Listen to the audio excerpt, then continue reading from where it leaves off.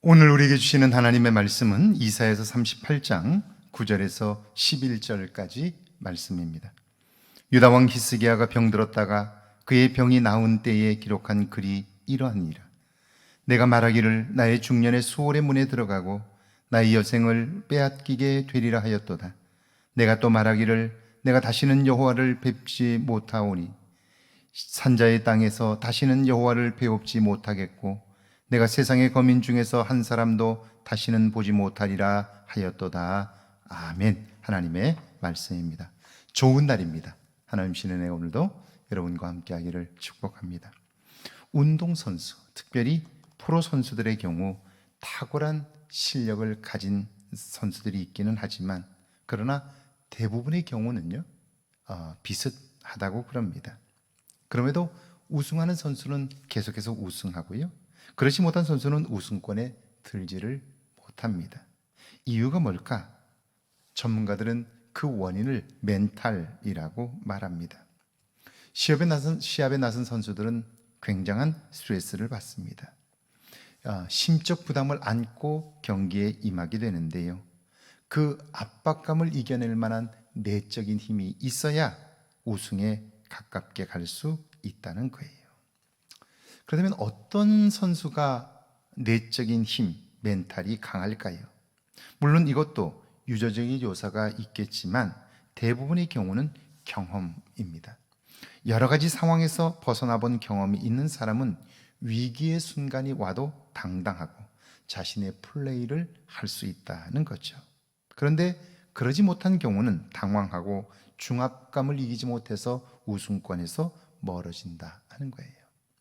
실력도 중요하지만 어떤 상황에서도 담대하게 행할 수 있는 멘탈, 그것이 결국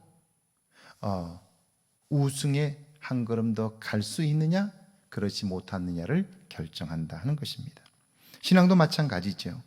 매일의 삶 속에서 하나님을 경험하고 그분으로 인하여 위기 상황을 건넌 경험이 있는 사람은 또 다른 위기를 만난다 할지라도 두려워하지 않습니다. 담대해요. 9절이죠. 유다 왕 히스기야가 병들었다가 그의 병이 나은 때에 기록한 글이 이러하니라.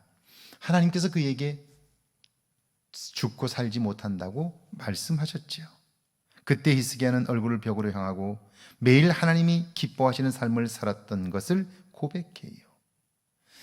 주저하지 않고 하나님께 전심으로 기도하는 거죠.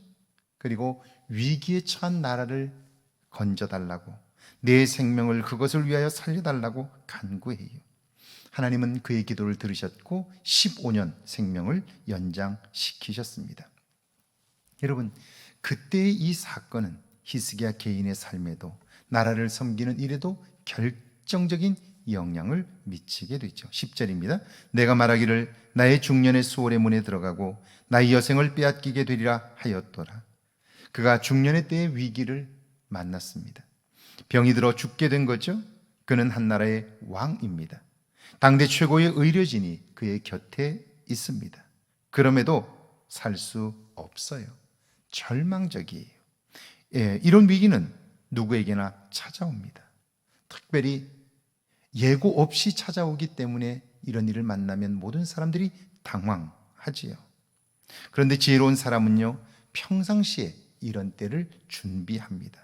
하나님과의 관계를 돈독히 하여 위기의 때에도 그분을 의지함으로 이 위기를 새로운 기회로 바꿀 수 있게 되는 거죠. 11절입니다.